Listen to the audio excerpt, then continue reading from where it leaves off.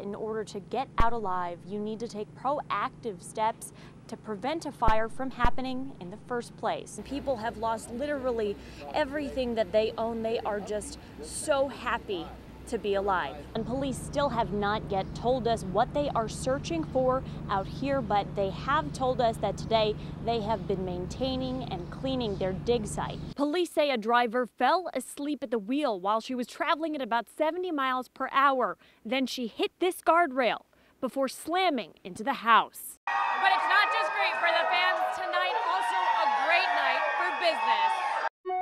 I got an email from a company that said they would pay me to put an ad on my car for a Florida nightclub. Hi, Dawn. It has been an absolute flurry of activity here in town today. There's a digger that's right over my shoulder. It's been going through a pile of debris. There's one in the distance doing exactly the same.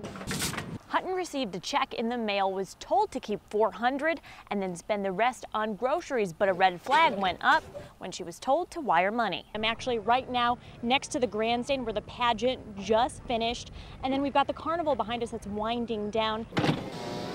Flicking the end of your cigarette out the car window or on the sidewalk would be a Class B misdemeanor, punishable by up to a $1,500 fine or up to 6 months in jail. The doors here in Decatur are still open, but now the services are limited. They don't offer unemployment services, but help for those who are looking for a job. A double murder in 2006 left a Springfield family without 2 young men. Their murders are still unsolved. I-Team reporter Paula Thornton spoke exclusively with the family and investigates where the case stands. Remember that day? In a family of women, Victor and Sancy was only boys in the family. cousins Victor Chairs and Santiago Roberts, Great guys. and best friends. Did make us laugh a lot, and they were like the apple of our eyes. He just makes me happy thinking about him. I love him. March 14th, 2006. It was just hard. A day the family will never forget. I got to the house, the police were putting up the yellow tape. I fell to the floor and I don't even remember getting up. Chairs and Roberts had been shot and killed. 7 years later, their murder is still unsolved. I just need a minute. People say that time heals. Time does not heal. Detective Michael Flynn's been on the case since the beginning. Working with the state's attorney's office, we're trying to proceed to bring that to the court.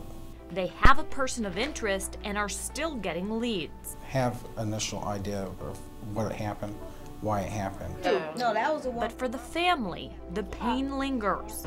He took away my child, took away my son. He took away part of our family. How dare you, though, do my family like that for things that aren't worth it. But they agree on one thing. And the only thing I want is justice. None of us deserve this. Justice for the 2 young men who brought so much laughter to their lives. Springfield police say they have a good idea of who committed the crime and continue to present evidence to the state's attorney, but they say they need more information. If you have any, they ask that you call Sangamon County Crime Stoppers or Springfield Police. Paula Thornton, WAND News. Having a baby is a blessing, but learning your child has a rare and life-threatening disease, well, for that, a parent would do anything to save their child. Our Paula Thornton is here live with the exclusive story of a local family struggle and how you can help. You're so serious. Yes. 6-month-old Crosby Hoots.